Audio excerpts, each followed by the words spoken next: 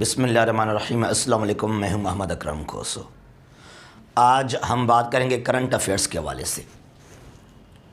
Ukraine and Russia crisis, जो आजकल बहुत ही एक बड़ा मसला बन गया दुनिया के अंदर। यूक्रेन रशिया क्राइसिस कैसे स्टार्ट हुए, कब से स्टार्ट हुए, वजह क्या है, हम जानेंगे आज इस वीडियो के अंदर। द रिवॉल्यूशन ऑफ डिग्निटी, ये इनकलाब आया था 2014 में यूक्रेन के अंदर। द रिवॉल्यूशन ऑफ डिग्निटी, इसको कहते हैं मैदन रिवॉल्यूशन, दोनों इसके नाम हैं, मैदन रिवॉल्यूशन या रिवॉल्यूशन ऑफ डिग्निटी, फरवरी 2014 में। और उस वक्त का जो था यूक्रेन का प्रेसिडेंट यानी कि सदर विक्टर यानुकोविच, इसको जो है टॉपल किया गया 22 फरवरी 2014 को। 2010 में विक्टर यानुकोविच जो है ये बना था यूक्रेन का प्रेसिडेंट। तो 2010 में इसको इलेक्ट किया गया और इसको टॉपल किया गया 2014 22 फेब के दौरान। और जो इनकलाब आया, जो रिवॉल्यूशन आया, उसको हम कहते हैं रिवॉल्यूशन ऑफ डिग्निटी या मैदन रिवॉल्यूशन।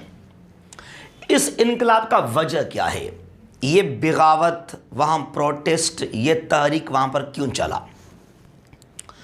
2013 नवंबर का महीना है। एक एग्रीमेंट हो रहा था यूक्रेन का यूरोपियन यूनियन के साथ।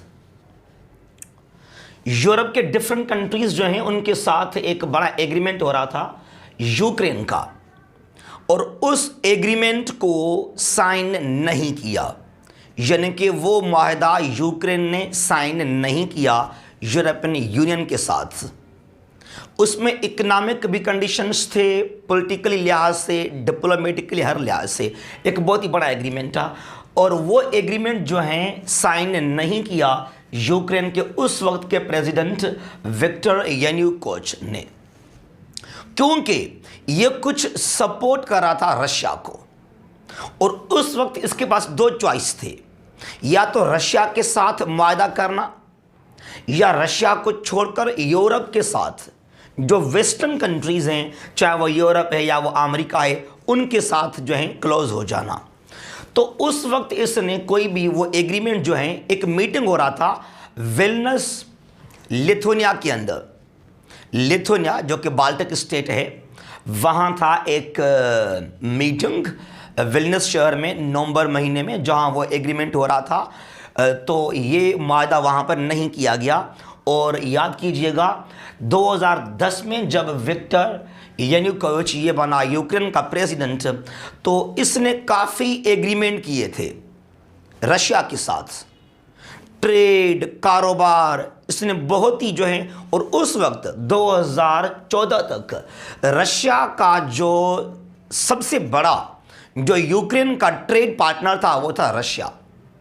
इनके सबसे ज़्यादा जो यूक्रेन का ट्रेड था वो था रशिया के साथ हर लिहाज से। और रशिया ने भी काफ़ी सपोर्ट किया था यूक्रेन को, ट्रेड किया और आपने फंड दिए थे यूक्रेन को। तो इसलिए जो विक्टर यानुकोविच था ये काफ़ी क्लोज था रशिया के साथ। और वैसे भी अगर देखा जाए तो Ukraine was the part of Soviet union, जो 1991 में डिसॉल्व हुआ यूएसएसआर, तो उसका हिस्सा था यूक्रेन पहले भी। तो जब ये इसने वो एग्रीमेंट नहीं किया नवंबर 2013 में, तो उसके बाद यहाँ पर ये जो है मैंने मैं बना लिया, ये यूक्रेन है। यहाँ पर ये यूक्रेन, और ये जो है ये ब्लैक सी है,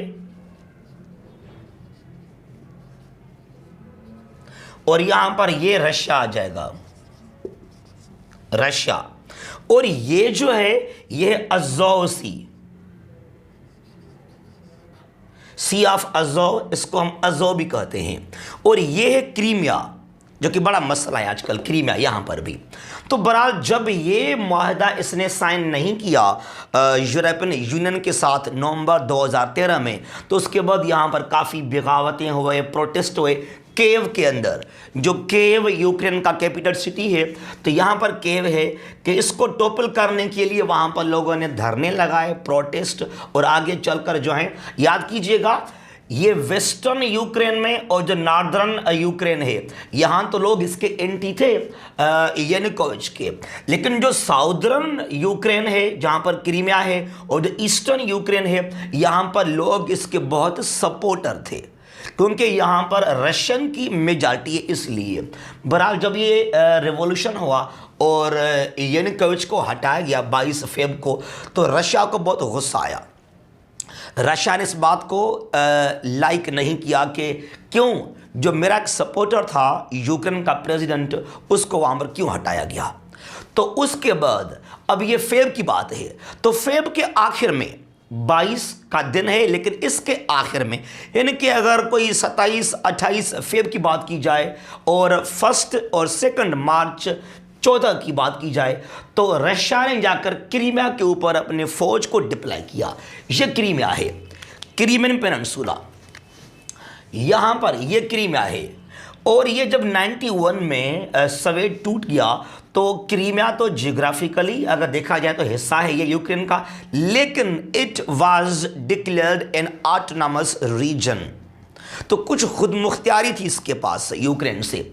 तो रशिया ने आकर यहाँ अपने फौज रखे बाउंड्रीज के ऊपर, जो कि ठीक नहीं लगा किसको, यूक्रेन को भी और अमेरिका और यूरोपियन कंट्रीज को भी। तो अब यूक्रेन के अंदर जो गवर्नमेंट आ गई, इंटरम गवर्नमेंट, उसको भी रशिया ने तस्लीम नहीं किया, और वो गवर्नमेंट जो है उसको सपोर्ट कर रहे थे यूरोपियन यूनियन, यानी कि जो बड़े बड़े कंट्रीज़ हैं जिस तरह यूके है, फ्रांस, जर्मनी, इटली, या जो है अमेरिका वाले। तो बहरहाल आकर रशिया ने यहाँ पर अपने फ़ौज को डिप्लॉय किया क्रीमियन पेनिनसुला के अंदर, और आगे चलकर यहाँ पर यह हुआ क्रीमियन रेफरेंडम 16 मार्च 2014, 16 मार्च 2014 को। तो इस रेफरेंडम के ज़रिए जो क्रीमिया है, यहाँ लोगों ने सपोर्ट किया रशिया को, तो रशिया ने आकर मुकम्मल तौर पर कब्जा कर दिया क्रीमिया के ऊपर मार्च 2014 में। अब ये रशिया का हिस्सा बन गया, यहाँ पर हर जगह पर रशिया के फौज हैं। उसके बाद रशिया ने क्या किया, अच्छा, जब ये जो एहतजाज हो रहे थे, जो यहाँ पर प्रोटेस्ट हो रहे थे कि विक्टर यानुकोविच को ना हटाया जाए, तो उसमें एक क्रीमिया जो साउदर्न यूक्रेन कहलाता है ये इलाका, और ये दोनबास के 2 एरियाज हैं। ये दोनबास कहाँ पर है, ये इलाका जो है यूक्रेन का बिल्कुल ये ईस्ट वाला, इसको हम कहते हैं दोनबास। और इसके 2 मशहूर जो हैं पार्ट्स हैं, एक ये वाला डोनेस्क और एक ये लुहांस्क और डोनेस्क।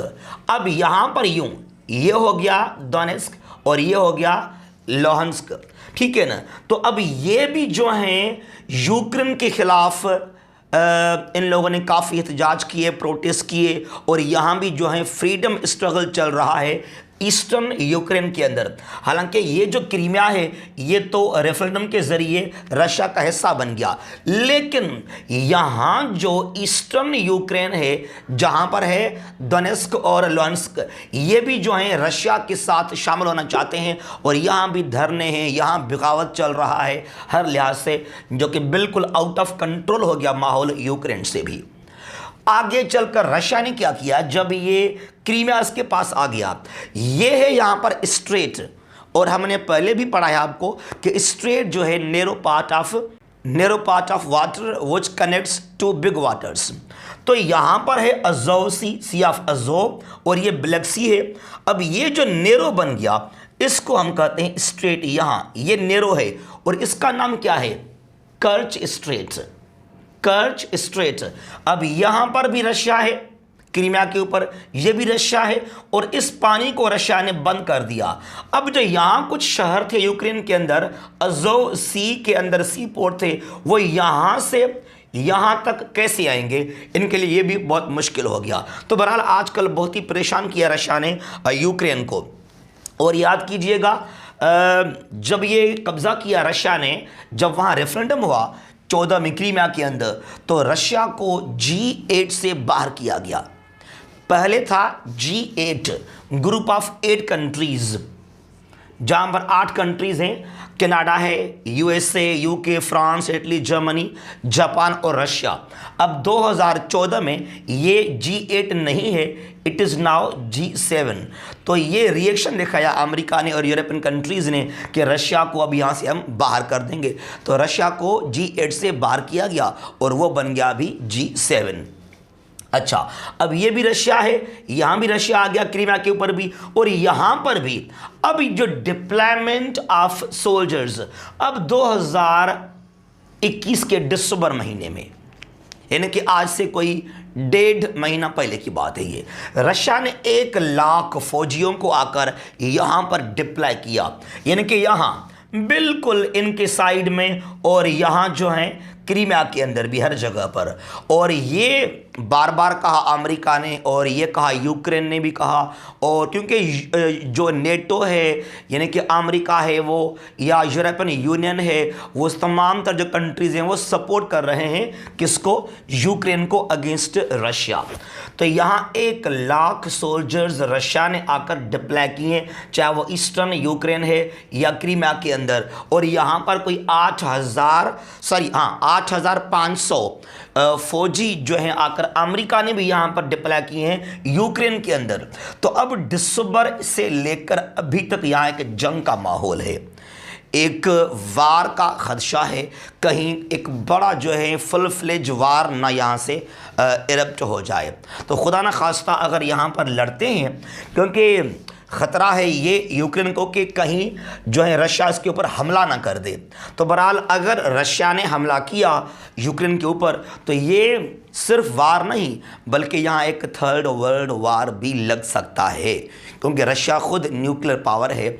और यूक्रेन के लिए तो अमेरिका भी यहाँ आ जाएगा, और चाहे वह बर्तानिया है या जो और फ्रांस है या जो और यूरोपियन कंट्रीज़ वहाँ पर मौजूद हैं, क्योंकि अमेरिका या यूरोपियन यूनियन या जो बर्तानिया फ्रांस वाले हैं वो नहीं चाहते हैं कि रशिया का इन्फ्लुएंस हो ईस्टर्न यूरोप के अंदर। जो ईस्टर्न यूरोप है जहाँ पर यूक्रेन भी है, इसके ऊपर है बेलारूस, फिर वहाँ पर 3 हैं बाल्टिक स्टेट्स, एस्टोनिया, लटविया और लिथुआनिया। तो यूरोप या अमेरिका वाले नहीं चाहते हैं कि ईस्टर्न यूरोप के अंदर जो है कोई इंटरफेरेंस हो रशिया का। तो बहरहाल ये बहुत ही गर्मा गर्म माहौल हो गया यहाँ पर आजकल। अल्लाह ना करे कोई यहाँ पर वार ना लग जाए, लेकिन अगर यहाँ पर वार हो गया तो वो बहुत ही जो है नुकसान पहुँचाएगा हर इंसान के लिए। वार जो है तबाही है।